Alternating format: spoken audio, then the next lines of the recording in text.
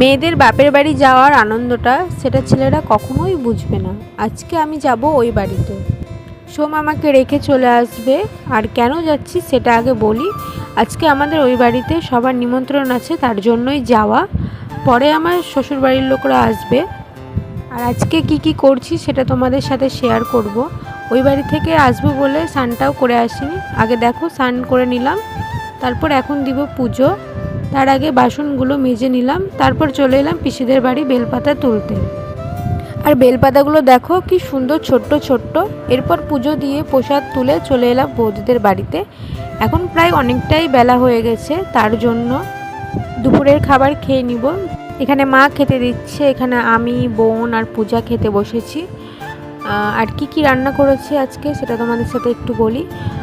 এখানে ভাত, আলু সিদ্ধ আর আলু ভাজা, আর এটা কচুর লতি কি বলছে, যাই হোক। আর এখানে মাছের ঝোল। তারপর খাবার শেষ করে বসেছিলাম। তারপর বৌদি নিয়ে চলে এলো কাঁচামিঠা আম। আর এই আমটা খেতে ভালোই লাগে, যেহেতু টক থাকে না। দাদা আর মা এলো।